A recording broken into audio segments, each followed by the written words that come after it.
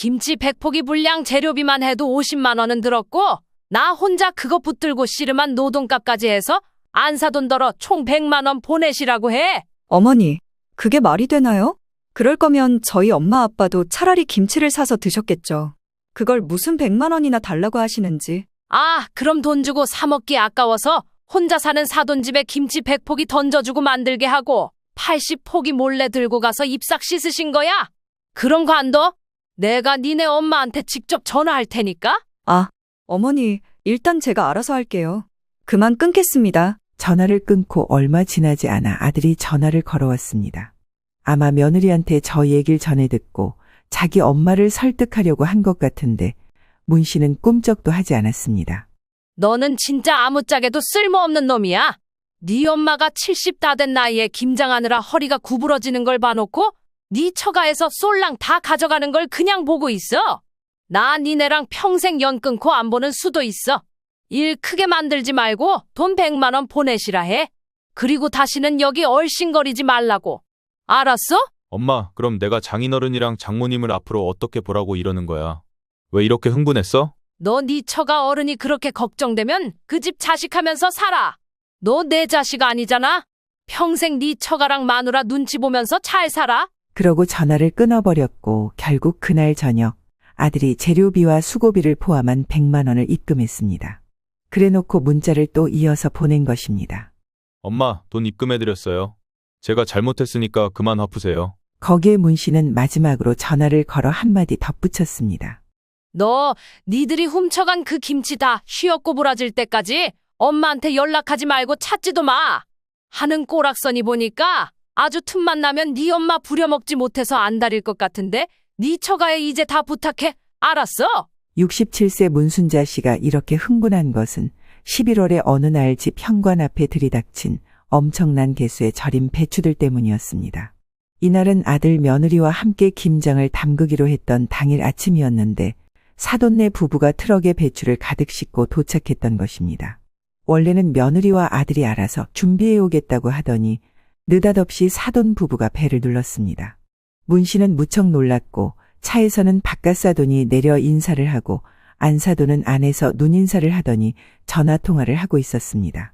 바깥사돈은 고생 많으시겠다면서 트럭에서 배추 상자를 연신 꺼내기 시작했습니다. 저희가 배추 다 실어가지고 왔어요. 여기 거실 안에 내려놓으면 되죠? 이게 양이 보통이 아니라서요. 네? 아니, 이걸 왜 사돈께서 전부 갖고 오신 건지요? 네네, 오늘 김장하는 거 맞는데. 일단 들어오세요. 문 씨는 자녀들은 바가 없었기에 매우 당황스러웠습니다. 그리고 뭐라 말할 새도 없이 아주 빠른 움직임으로 바깥사돈은 함께 온 아저씨는 박스들을 내려놓으며 거실을 채우고 있었습니다. 안사돈은 본인 남편까지 불러 배추를 싣고 왔으면서 트럭 안에서 절대 내리지 않았습니다. 오늘 김장을 한다는 소식을 어떻게 사돈 부부가 알았던 것인지 몰라도 무작정 집에 와서는 배추들을 내려놓고 휙 사라지다니 뭔가 마음이 편치 않았습니다. 뒤늦게 며느리에게 전화가 걸려왔는데 내용은 다소 황당했습니다. 엄마랑 아빠가 어머니랑 저희 김장한다고 하니까 절임 배추 준비해 주신 거예요. 새벽부터 가서 사오셨어요. 트럭도 빌려오시고요. 대단하시죠? 제가 지금 임신해서 몸이 편치 않으니까 대신 갖다 주신다고 하더라고요. 문 씨는 일단 내용을 듣고 알겠다고는 했지만 조금 당황스럽긴 했습니다. 사돈네에서 김장을 한다는데 저 정도 배추를 실어올 정도면 같이 앉아서 양념이라도 하고 좀 도와줘야 하는 것 아닌지. 본인 딸이 지금 임신해서 얼마 도움도 안 되는데 안사돈은 정말 코빼기도 안 비추려는 건지 그대로 트럭과 함께 사라졌습니다. 일단 상황을 전해 듣기는 했으니 문 씨는 애써 마음을 다잡고 김장 준비를 시작하려 했습니다. 잠시 뒤 드디어 아들 부부가 집에 도착했습니다. 엄마, 우리 이제 뭐부터 하면 돼요? 아들이 무심히 물었지만 막상 손을 써서 돕기보다는 며느리만 신경 쓰는 눈치였습니다. 초반에는 며느리도 잠시 곁에 와서 배추를 정리하고 움직이기는 했습니다. 그런데 채 얼마 되지 않아 손을 배 위로 얹으며 힘들어 보이는 얼굴을 했습니다. 아, 어머니, 배가 좀 땡기는 것 같아요. 저 조금만 쉬어야 할 것 같아요. 며느리는 그렇게 한마디를 남기고는 이내 거실 소파에 들어 누워 버렸습니다. 문 씨는 며느리가 임신 중이라 몸이 힘든 건 이해하려 했지만 상황이 참 난감하기만 했습니다. 하지만 그보다 더 황당한 건 아들이 며느리만 챙기느라 문 씨의 고생은 아예 신경 쓰지 않는 듯 했다는 겁니다. 괜찮아? 너무 무리하지 마. 나랑 엄마랑 같이 하면 되니까 자기는 누워있어. 어차피 엄마는 이런 쪽 전문이니까 자기는 빠져있어. 그 말에 문 씨는 속으로 한숨을 삼키며 배추 더미를 바라보았습니다. 결국 문 씨 혼자 김장 준비를 도맡게 된 상황이었습니다. 그렇게 허리 한번 제대로 펴지 못한 채 묵묵히 재료를 준비했습니다. 통을 이리저리 옮기고 양념을 만드는 동안 며느리는 소파에서 미동도 없었고 아들은 그저 며느리 곁을 맴도는 모습이었습니다. 보다 못한 문 씨가 이것저것 아들을 시켰고 아들도 몇 번 돕는 듯 하더니 이내 힘들다는 소리를 했습니다. 이 녀석아, 니들이 먹자고 한 거 아니야? 내가 하자고 했어? 둘 중 하나는 해야 될 거 아냐? 솔직히 며느리가 듣기를 바래서 일부러 크게 말을 했지만 아들은 소스라치게 놀라며 조용히 말하라고 했고 소파 위 며느리는 이미 잠들어 있었습니다. 그런데 이 말처럼 문 씨가 올해 김장을 하기로 결심한 데에는 나름의 사연이 있었습니다. 본래는 올해부터 김장을 하지 않으려고 마음먹었던 문 씨였습니다. 나이 70이 다 돼가는데 김치 같은 건 사서 먹을 때도 됐지. 굳이 고생할 필요 있나? 그러면서 주변에서 다들 김장 준비를 할 때 당연히 건너뛸 생각을 하고 있었습니다. 그러던 중 얼마 전에 아들 부부가 집에 들렸고 반찬을 좀 싸주려던 차에 며느리가 말을 꺼낸 겁니다. 어머니, 올해 김장하실 거죠? 작년엔 허리 다치셔서 못하셨고 내년엔 해야겠다고 하셨잖아요. 문 씨는 당황하며 며느리를 바라봤습니다. 김장을? 아니, 이제는 김치 그냥 사 먹어도 괜찮지 않겠어? 요즘엔 마트에 가면 김치도 종류별로 잘 나오고 하면 나 혼자 해야 될 텐데 이제 나도 못해. 힘들어서. 작년에 한 번 안 했더니 너무 편하더라고. 확실히 김장이라는 건 너무나 손이 많이 가는 일이라 쉬고 싶었습니다. 그나마 그 전에는 친정언니와 여동생이 와서 같이 도와주었으니 작년부터 흐지무지 다 흩어지게 되었으니까요. 그런데 며느리는 다소 수줍게 고개를 숙이며 말을 이었습니다. 어머니, 제가 입덧 때문에 뭘 못 먹고 살았잖아요. 그런데 이제 그 지옥 같은 입덧도 끝나가는 건지 입맛이 막 땡겨요. 그리고 어머니가 담그신 김치만 자꾸 생각이 나서요. 마트에서 파는 김치랑은 비교할 수가 없죠. 진짜 너무너무 먹고 싶어요, 어머니. 며느리의 간절한 바람에 문 씨는 마음이 한풀 꺾였습니다. 결혼 후 어렵게 아이를 가진 며느리가 입덧까지 심하게 겪었으니 마음이 쓰였습니다. 아이고 참. 김장이라니. 나 올해는 진짜 생각도 안 했는데 말이다. 잠시 고민에 빠졌던 문 씨는 며느리가 원하는 대로 해주기로 결심했습니다. 아무리 고된 일이라도 며느리가 간곡하게 부탁하는데 그리고 뱃속에 있는 아기를 위해서라도 올해까지만 고생을 해보자는 생각이 들었습니다. 좋아 그럼. 원래처럼 네 시이모들도 이제는 없으니까 니네 둘이랑 나만 있으니 100포기만 하자꾸나. 그 이상은 못해. 그 말에 며느리는 환하게 웃으며 고개를 끄덕였습니다. 우와, 어머니, 정말 감사합니다. 제가 도울 수 있는 건 최대한 도울게요. 그래. 힘 닿는 대로 네가 조금이라도 거들어주면 좋겠다. 그래도 일손이 좀 덜 들 테니까. 저 녀석은 크게 도움이 안 될지 몰라도 어쨌건 같이들 해야지. 그리고 절임 배추로 하는 게 좀 수월할 거야. 그렇게 해서 문 씨는 올해도 김장을 하기로 결심하게 된 것이었습니다. 솔직히 말해 문 씨는 며느리와의 관계가 썩 편하지는 않았습니다. 특히 몇 달 전 며느리와의 펜션 여행이 마음에 남아 있었는데요. 그때는 바로 며느리가 임신 소식을 전한 후 축하도 할 겸 조용한 곳에서 쉬자며 떠난 여행이었습니다. 어머니, 결혼 3년 만에 시험관에서 힘들게 생긴 아기니까 정말 너무너무 축하하고 싶어요. 어머니도 이번에 같이 저희랑 여행 가시면 어때요? 당연히 좋다고 생각했고 문 씨 역시 무척 설레었습니다. 그런데 출발하기 전 며느리가 문 씨에게 전화를 걸었습니다.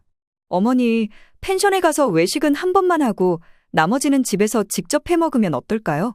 밖에서 외식 일일이 하면 돈이 너무 많이 들더라고요. 저녁은 대부분 펜션에서 고기 구워 먹고 집에서 싸운 밑반찬이랑 같이 먹는 것 같아요. 그래. 뭐 외식도 좋지만 집밥이 절약이 되기는 하지. 맞아요. 그리고 어머니 음식 솜씨가 워낙 좋으시니까요. 저기 그래서 말인데요. 어머니께서 김치랑 밑반찬 좀 가져오시면 더 좋을 것 같아요. 저희는 고기를 따로 사갈게요. 그리하여 문 씨는 출발 전날 밤늦게까지 여러 가지 반찬을 만들고 아침 일찍 일어나 준비한 음식들을 차에 실었습니다. 여정이 피곤했지만 며느리가 좋아할 생각에 마음은 뿌듯했죠. 펜션에 도착해서 잠시 정리할 새도 없이 며느리와 아들은 여기저기 사진을 찍으며 휴식을 즐기기 시작했습니다. 문 씨는 피곤한 몸을 이끌고 부엌에 들어가 저녁 준비를 시작했습니다. 하지만 문 씨가 혼자 부엌에서 고생하는 동안 아들은 며느리 옆에 탁 붙어서는 오직 자기 부인의 상태만 걱정하는 모습이었습니다. 문 씨는 그 모습을 보며 살짝 서운한 마음이 들었습니다. 식사 후 며느리는 배가 불러 편하게 소파에 누워 잠시 잠이 들었고 아들 역시 며느리 옆에서 함께 쉬고 있었습니다. 그러자 문 씨는 곧장 아들에게 눈치를 주었고 결국 아들이 일어나서 설거지를 도왔습니다. 설거지 정도는 네가 해야지. 엄마도 이제 좀 쉬고 싶다. 아, 맞다. 알겠어요, 엄마. 미안해요. 그렇게 후다닥 정리를 마친 후 저녁 시간이 지나고 각자 공간으로 돌아가 쉬기로 했습니다. 그러나 그날 밤 문 씨가 잠들기 전 옆방에서 들리는 소리에 깜짝 놀라 귀를 기울이게 되었습니다. 작은 소리로 시작했던 대화가 차츰 격해지며 말다툼으로 변했기 때문입니다. 여보, 그냥 아기 옷은 내가 고른 걸로 사면 안 돼? 왜 이렇게 자꾸 다 안 된다는 거야? 그러나 아들은 다소 짜증 섞인 말투로 대답했습니다. 아니, 아직 성별도 모르잖아. 무턱대고 애기 옷을 그렇게 일일이 담으면 어떡해. 애기 옷이 이렇게 비쌀 줄 몰랐어, 나는. 나중에 필요한 것만 사면 되지. 지금부터 다 사놓고 뭐 하려고? 며느리는 답답한 표정을 지으며 목소리를 높였습니다. 당신은 진짜 몰라. 내가 얼마나 이 아기한테 신경 쓰고 있는지 알기나 해? 임신한 게 쉬운 줄 아냐고. 이 과정을 여자인 내가 다 감당하고 그까짓 옷 하나 골라주면서 그렇게 짜증을 내? 나랑 애기한테 들어가는 돈이 아까워? 그러자 아들은 한숨을 쉬며 불만을 털어놓았습니다. 아니, 나도 당신 힘든 거 알고 있어. 근데 왜 그렇게 사사건건 내가 맞춰줘야 돼? 나도 일하고 여기 운전해서 데리고 왔잖아. 똑같이 힘들다고. 그런데 그 순간 며느리는 울먹이기 시작했습니다. 옆방에 시어머니가 있다는 사실도 인식하지 못하는 듯했습니다. 그래, 나는 항상 배려받지 못하는 입장이야. 임신해보겠다고 혼자 그렇게 고생하고 있고 게다가 이렇게 힘들게 생긴 다음 애기 생각해서 나는 아무것도 못하고. 솔직히 당신은 이 시기에 뭐가 그렇게 힘들어? 몸으로 직접 낳는 나보다 힘들어? 아니, 난 그냥 우리 둘 다 조금씩 양보하자는 거야. 어떻게 한쪽에만 다 맞추냐고. 문 씨는 이 시끄러운 싸움 소리에 잠을 청하지 못하고 그저 불편한 마음으로 누워만 있었습니다. 애써 남의 일이라 생각하려 했지만 며느리의 울음소리가 문 씨의 마음을 무겁게 짓눌렀습니다. 젊은 부부의 다툼에 자신이 어떻게 할 수 있는 일이 아니라 생각하면서도 눈치만 보게 되는 상황이었습니다. 그런 상황에서 어찌어찌 잠들었고 아들 부부도 적당히 해결을 본 것 같긴 했지만 문 씨의 마음은 어지간히 불편했던 모양입니다. 다음날 새벽 4시가 되어 일찍 일어났고 불편한 마음을 애써 감추며 아들과 며느리를 위해 정성껏 음식을 준비해 주었습니다. 손수 가져온 김치며 밑반찬들을 차려주었고 며느리가 좋아하는 반찬도 넉넉히 준비했습니다. 일어난 아들 부부는 그나마 화해는 했던 건지 아무 일도 없었던 것처럼 식탁 앞에 앉았습니다. 문 씨는 새벽녘에 마음을 졸이며 눈치를 본 탓인지 식사 후엔 더욱 피곤함이 몰려왔습니다. 잘 먹었다고 인사하는 아들 부부를 보며 다행이라 느끼긴 했어도 속으론 피로감이 느껴졌습니다. 그렇게 집으로 돌아왔고 며칠 후 아들로부터 전화가 걸려왔습니다. 엄마, 저희 잘 지내고 있어요. 그날 싸웠던 거 다 풀었어요. 엄마 계실 때 그렇게 싸워서 좀 마음이 불편하더라고요. 죄송해요. 그래, 그렇게 지혜롭게 잘 풀고 살면 좋지. 서로 조금씩 배려해가면서 지내렴. 전화를 끊고 문 씨는 안도의 한숨을 내쉬며 생각했습니다. 그러면서 다음에는 이런 여행에 함께하지 말아야겠다는 다짐도 했던 것입니다. 그래서 어느 정도 거리를 두고 있었지만 이번엔 김장 같은 중대한 상황이 왔고 어렵게 결심을 했습니다. 하지만 이번에도 문 씨에게 모두 맡기고 있는 아들 부부를 보니 문 씨도 사람인지라 점점 열이 받을 수밖에 없었습니다. 어찌되었건 이미 벌어진 일이고 언니와 여동생과 셋이서 하던 작업을 혼자 다 마치고 나자마자 온몸이 천근만근 무거웠습니다. 이틀간 작업을 혼자서 해내느라 몸이 이미 한계에 다다른 상태였습니다. 그 사이 아들 부부는 병원에 간다고 왔다 갔다 하고 다음 날은 아예 점심때 오기도 하고 여러모로 도움이 안 됐습니다. 잠깐 안방에 옷을 갈아 입으러 들어간 문 씨는 지친 상태로 침대에 걸터 앉았고 그렇게 조용히 중얼거렸습니다. 조금만 쉬었다가 마무리해야지. 그렇게 말하면서도 눈꺼풀이 천천히 감기는 것을 막을 수 없었습니다. 정성 들여 준비한 김치였기에 문 씨의 몸과 마음은 이미 지칠 대로 지쳐 있었습니다. 잠깐 눈을 붙인다는 생각이었지만 피로는 금세 그녀를 깊은 잠으로 빠뜨리고 말았습니다. 얼마나 시간이 지났을까요? 문 씨는 갑작스레 눈을 떴습니다. 주위를 둘러보니 어느새 어둑어둑한 저녁이 되어 있었습니다. 해가 저문 것을 본 문 씨는 깜짝 놀라 일어나며 무언가 불안한 마음에 휩싸였습니다. 이렇게 늦잠을 자다니 빨리 나머지 정리를 해야지. 그런데 정신을 차리고 부엌으로 달려간 문 씨는 깜짝 놀랄 수밖에 없었습니다. 아까만 해도 부엌 한가득 쌓여있던 김치통들이 휑하게 사라져 있었기 때문입니다. 문 씨는 당황한 마음에 주위를 두리번거리며 사라진 김치통들을 찾으려 했습니다. 하지만 김치통들은 어딜 둘러봐도 온데간데 없었고 집이 낯설게 느껴질 정도로 허전했습니다. 순간적으로 아들이 떠오른 문 씨는 곧장 전화기를 집어들었습니다. 아들, 혹시 너희 김치 가져간다더니 얼마나 가져간 거야? 이걸 물어보는 와중에도 문 씨의 심장은 쿵쿵 뛰었고 도대체 무슨 일이 일어난 건지 감도 잡히지 않았습니다. 그런데 잠시 후 들려온 아들의 반응은 뜻밖이었습니다. 네, 엄마. 아까 주무시는 거 보고 왔는데 우리도 먹고 이 사람이 처가에도 드려야 한다고 해서 좀 넉넉히 챙겼어요. 아까 장모님 말씀으로는 80포기 정도 된다고 하시던데 아마 맞을 거예요. 아들의 태연한 목소리에 문 씨는 잠시 말문이 막혔습니다. 고생하며 준비한 김치를 묻지도 않고 그것도 내가 잠든 사이에 80포기나 가져가다니 아직도 꿈에서 깨지 못했나 실감이 나지 않았습니다.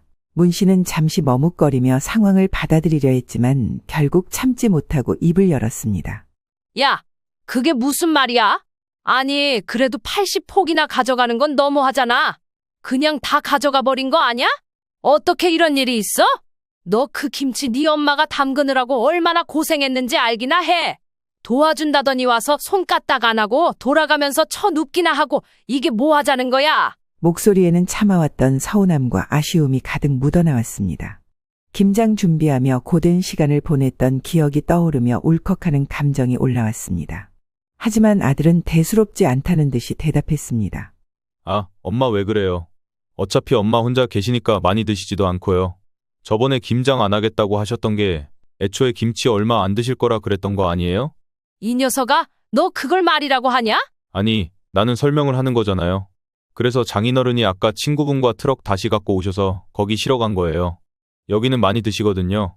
그리고 어른들이 절인 배추랑 다 전날에 실어다 주셨잖아요. 순간 문 씨의 마음에는 더 큰 분노가 치밀어 올랐습니다. 고생해서 재료 준비하고 양념까지 혼자 손수 버무린 노력을 정말 아무렇지도 않게 무시하는 아들의 태도에 더 화가 치밀었습니다. 문 씨는 더 이상 참지 못하고 격양된 목소리로 외쳤습니다. 얘가 미쳤나 봐. 절인 배추 갖다 놓으면 요술도 아니고 김치가 저절로 만들어지냐 그럼. 그 김치 만든 게 누군데? 그딴 식이면 나도 절인 배추 네 처가에 갖다 주고 만들라고 하면 돼. 문 씨의 목소리는 분노와 서운함으로 떨리고 있었습니다. 그동안 묵묵히 참아왔던 모든 감정이 이 한순간에 폭발하듯 터져나왔습니다. 엄마, 그렇게 예민하게 생각하실 필요는 없잖아요. 저희도 도와드리려고 했는데 그냥 상황이 안 맞았던 거죠. 그래, 너는 그럼 그냥 그렇게 생각하고 살아. 무슨 할 말이 있겠냐? 문 씨는 곧장 전화를 끊어버렸습니다. 마음속에 참아왔던 서운함과 분노가 한꺼번에 치밀어 올랐지만 더 이상 말을 이어갈 힘이 없었습니다. 그간 참아왔던 마음이 북받쳐 오르지만 아들과의 대화에서 더 이상 이해받을 수 없다는 무력감만이 남았습니다. 그런데 다음 날 며느리가 문 씨에게 전화를 걸어왔습니다. 그나마 뒤늦게라도 눈치가 있어 감사 인사를 하려는 것인가 싶었고 그럼에도 여전히 괘씸해하는 마음으로 전화를 받았습니다. 헌데 며느리의 말을 듣고 난 문 씨는 더 기가 막힌 감정이 들었습니다. 어머니, 저희 엄마가 김치를 드셨는데요. 조금 양념이 밍밍한 것 같다고 하시더라고요. 예전 어머니 김치는 좀 더 칼칼했는데 이번엔 조금 싱거운 느낌이라고 하세요. 아마 절인 배추라서 그런 걸까요? 엄마는 이번에 그냥 생배추로 하는 게 더 나았을 것 같다고 하시던데요. 문 씨는 순간 당황스러움과 화가 치밀어 올랐습니다. 어디서 감히 맛평가를 할 일인가 싶어 속이 상했습니다. 이렇게 수고한 김장을 지적할 바에야 차라리 지들이 직접 담갔어야 했다는 생각이 들었습니다. 억지로 감정을 억누르며 문 씨는 며느리에게 차갑게 말했습니다. 그래, 내가 안사돈에게 직접 전화해서 물어볼 테니 너는 그만 끊으렴. 그런데도 며느리는 눈치가 없는 건지 해맑게 네하고 답하며 전화를 끊었습니다. 문 씨는 전화를 놓고 속으로 깊은 한숨을 내쉬며 안사돈과 며느리의 태도에 진절머리가 나기 시작했습니다. 자기 딸을 구슬려서 나를 김장하게 만들고 그렇게 고생해서 담근 김치 80포기를 거의 다 가져가다시피 했으면서도 감사의 인사 한마디 없었습니다. 그러고도 모자라 맛이 싱겁네, 절임 배추라 안 맞네 하며 평가질을 하고 있었던 겁니다. 그걸 또 자기 딸을 통해 전하게 하다니 그 얄밉고도 배은망덕한 태도에 눈앞이 어지러울 지경이었습니다. 며느리도 그렇고 안사돈 그렇고 그냥 정말 그 엄마의 그 딸이란 생각만 들었습니다. 누워서 어떻게든 마음을 가라앉히려 했지만 도저히 속이 풀리지 않았습니다. 집안에 배어있는 강한 김치 양념 냄새와 매캐한 마늘 냄새가 문 씨의 화를 더욱 돋구었습니다. 좋아, 눈에는 눈, 이에는 이다. 김치로 나를 골렸으니 김치로 끝장을 내주마. 매운맛을 보여줘야지. 아니, 삭힌 맛을 보여줘야겠어. 문 씨는 한참의 생각 끝에 안사돈에게 전화를 걸었습니다. 안사돈이 전화를 받자마자 문 씨는 대뜸 말했습니다. 안사돈, 안녕하세요. 김치는 잘 드시고 계신다면서요? 제가 그날 드리려다 못 챙겨드린 게 있어서요. 지금 문 앞에 내놓을 테니까 오늘 중 바깥 사돈이라도 오셔서 가져가시면 좋겠어요. 안사돈은 그저 반가운 듯 아주 천연덕스럽게 말했습니다. 어머, 뭔데요? 저 사돈 음식 너무 좋아하잖아요. 잘 됐네요. 문 씨는 순간 어이가 없었습니다. 80포기나 가져가 놓고도 여전히 미안한 기색 하나 없이 당연히 받아갈 생각만 하는 안사돈의 태도에 화가 치밀었습니다. 문 씨는 주방으로 가 음식들로 상자를 채웠고 현관문 앞에 그것들을 차곡차곡 쌓아두었습니다. 그리고 문 씨는 지친 몸을 풀어주기 위해 찜질방으로 향했습니다. 찜질방에 도착하자마자 따뜻한 온돌 바닥에 몸을 맡기고 찜질을 하며 한껏 피로를 풀었습니다. 한참 동안 땀을 빼고 시원하게 샤워까지 한 뒤 몸을 풀고 누우니 그동안 쌓였던 긴장이 서서히 풀리는 기분이었습니다. 푹 자고 일어난 문 씨는 기분 좋은 피로감에 몸을 일으켜 핸드폰을 확인했습니다. 그러고 얼마 안 되어 곧 문 씨의 얼굴에 미소가 번졌습니다. 여기 와 있는 사이 한 3시간쯤 되었을까 부재중 전화가 여러 개 걸려와 있었기 때문입니다. 며느리에게서만 3통의 전화가 와 있었고 안사돈에게서도 2통이나 걸려와 있었습니다. 이걸 보자 이제야 속이 풀리는 듯한 느낌의 문 씨는 만족스러웠습니다.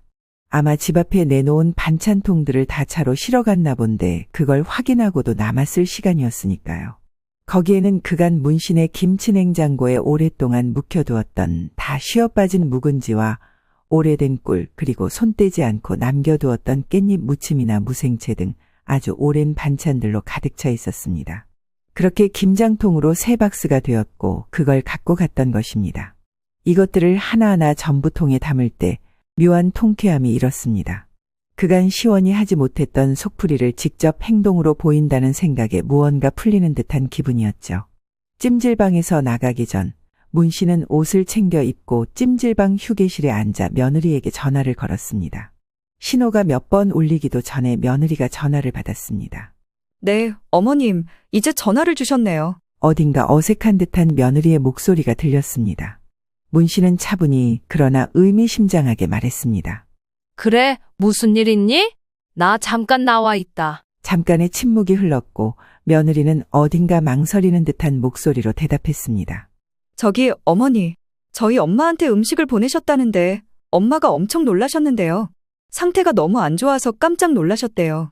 한참 묵은 음식들 맞죠? 문 씨는 속으로 미소를 지으며 마치 아무렇지 않은 듯 대꾸했습니다.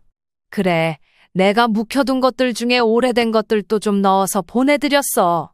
김치도 손 많이 가는 거라서 정성껏 보내드린 건데 왜? 순간 며느리가 당황해하는 듯한 기색이 역력했지만 문 씨는 내심 그 모습을 상상하며 속이 더 시원해지는 것을 느꼈습니다. 어머니, 그런데 음식 상태가 너무 최악이던데요. 엄마가 그거 다 버리느라 돈까지 들었다고 하시는데, 그거 일일이 풀고 처리하면서 엄마가 알아놓으셨대요. 어머니, 입맛이 어떻게 되신 거 아니에요? 저희 엄마가 어머니 걱정하시더라고요. 기억력도 안 좋고 약간 치매 같은 게 오면 그럴 수 있다고요. 문 씨는 가만히 웃으며 대답했습니다. 멀쩡한 거 보내드렸는데 다 버리셨다니? 그럼 앞으로 음식은 드리지 않아야겠구나. 그리고 너도 그렇지. 어떻게 어른이 해다 준 음식을 싹 버렸다는 말을 그대로 전하고 있니? 내 기분은 생각도 안 하니? 아니, 어머니, 그런 뜻은 아니고요. 어머니 기분 나쁘시게 하려는 말은 아니에요. 게다가 말버릇이 그게 뭐니? 입맛이 어떻게 되었다니? 지금 나를 갖고 치매를 의심하는 거야? 내가 힘들게 해둔 김장 김치 100포기 중에 80포기를 너희 친정엄마가 가져가셨는데도 그냥 지켜봤더니 거기에 추가로 더 드시라고 음식까지 챙겨드렸는데 이런 소리를 들어야 하니? 며느리는 무척 당황한 듯 말을 잇지 못했습니다. 나 많이 기분 나쁘고 서운하구나. 됐고 당장 김치 80포기 여기 다시 돌려놓으라 해. 안 그러면 내가 찾아가겠다고. 이 말에 며느리는 흠칫하며 놀랐고 수습하려 했습니다. 그게 아니라 엄마가 어머니 정성은 당연히 고맙고 감사한데 그냥 이번에 주신 것만 좀 별로라는 거예요. 됐어. 당장 돌려놓으라고.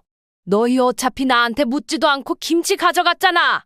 나 기분 나빠서 다시 돌려받을 거야. 잠시 멈칫하던 며느리가 다시 날카롭게 말했습니다. 어머니, 절임 배추는 저희가 사다 드린 건데 여기에는 저희 친정엄마 아빠도 실어다 주셨잖아요. 서로 수고하신 건데 갑자기 이러시면 좀 곤란하네요. 문 씨는 어이없다는 듯 웃음을 터뜨리며 받아쳤습니다. 얘, 너 웃긴다. 절임 배추 갖다 놓으면 요술이라도 부려서 김장이 저절로 되니? 내 수고와 우리 집 내주고 종일 고생한 건 생각 안 하니? 너는 임신 핑계 대면서 손 하나 까딱 안 하고 시애미 부려먹으면서 양심도 없는 거니? 그건 아니고요. 제가 부려먹다니요. 저도 도와드리려고 했어요. 며느리가 다급하게 변명했지만 문 씨는 여유 없이 말을 이어갔습니다. 절임 배추를 너희 돈으로 샀으면 그게 너희 친정만 80포기 가져다 먹으라고 돈을 보탠 거니? 내 아들은 지 엄마 입은 생각도 안 했대. 그럼 나눠서 양쪽 집 50포기로 했어야지. 아니지. 양념 재료값은 내가 다 냈고 만들 공간까지 내가 제공했잖니? 노동도 내가 다 했는데 이렇게 따지면 80포기는 내가 가져야 되는 거 아니냐? 이 말에 며느리는 대답하지 못하고 침묵을 지켰습니다. 좋은 말로 할 때 당장 김치 여기 다 돌려놓으라 해. 아니다. 나도 남의 집 거쳐간 거 먹기 싫어. 대신 수고비 내놓으라고 해. 네? 수고비라니요? 그게 무슨 말씀이세요? 며느리는 당황해서 더듬거리며 되물었습니다. 김치 100포기 분량 재료비만 해도 50만 원은 들었고 나 혼자 그거 붙들고 씨름한 노동값까지 해서 총 100만 원 보내라 해. 어머니, 그건 좀 장난이 지나치신 것 같은데 그게 말이 되나요? 그럴 거면 저희 엄마 아빠도 차라리 김치를 사서 드셨겠죠. 그걸 무슨 100만 원이나 달라고 하시는지. 며느리는 황당하다는 투로 문 씨의 요구에 반발했습니다. 아하, 그럼 돈 주고 사 먹기 아까워서 혼자 사는 사돈집에 김치 100포기 던져주고 만들게 하고 80포기 몰래 들고 가서 입싹 씻으신 거야? 너 말야, 돈 달라고 말하기 싫으면 관둬. 내가 니네 엄마한테 직접 전화할 테니까. 그제야 며느리는 당황하며 사색이 되어 급히 말을 돌렸습니다. 아, 어머니, 일단 제가 알아서 할게요. 그만 끊겠습니다. 전화를 끊고 얼마 지나지 않아 아들이 전화를 걸어왔습니다. 너는 진짜 아무짝에도 쓸모없는 놈이야. 네 엄마가 70 다 된 나이에 김장하느라 허리가 구부러지는 걸 봐놓고 네 처가에서 쏠랑 다 가져가는 걸 그냥 보고 있어? 나 니네랑 평생 연 끊고 안 보는 수도 있어. 일 크게 만들지 말고 돈 100만 원 보내시라 해. 그리고 다시는 여기 얼씬거리지 말라고. 알았어? 엄마, 그럼 내가 장인어른이랑 장모님을 앞으로 어떻게 보라고? 왜? 너 그 집 자식해. 너 내 자식 아니잖아. 평생 네 처가랑 마누라 눈치 보면서 잘 살아? 그러고 전화를 끊어버렸고 결국 그날 저녁 아들이 재료비와 수고비를 포함한 100만 원을 입금했습니다. 문자를 또 이어서 보낸 것입니다. 엄마, 돈 입금해드렸어요. 제가 잘못했으니까 그만 화푸세요. 거기에 문 씨는 마지막으로 전화를 걸어 한마디 덧붙였습니다. 너 니들이 가져간 그 김치 다 쉬었고 부러질 때까지 엄마한테 연락하지 말고 찾지도 마. 하는 꼬락서니 보니까 아주 틈만 나면 네 엄마 부려먹지 못해서 안달일 것 같은데 네 처가에 이제 다 부탁해. 알았어? 그러고 문 씨는 아들로부터 건네받은 100만 원을 찾아 그대로 통장에 다시 저금해 두었습니다. 이렇게 해두고 나니 속이 시원했습니다. 멋대로 사돈을 김장으로 부려먹은 저쪽 집안에 묵은 음식들 보내서 다 처리했고 냉장고도 비워졌고 나 먹고 싶은 거, 나 좋아하는 것들로 이제 냉장고를 채워보겠다고 결심했습니다. 며느리와 그쪽 친정 인간들 연락처는 진즉 차단시켜두어서 뒷일은 알 바가 아니고 아들놈은 눈치껏 어쩌다 한 번씩 전화를 걸어오고 있지만 무시했더니 문자를 보내왔습니다. 곧 아기를 낳는다나 뭐라나 어쩌고 하고 있지만 문씨 본인의 화가 풀리고 며느리 얼굴 볼 기분이 생길 때까지는 안 보고 살 예정입니다.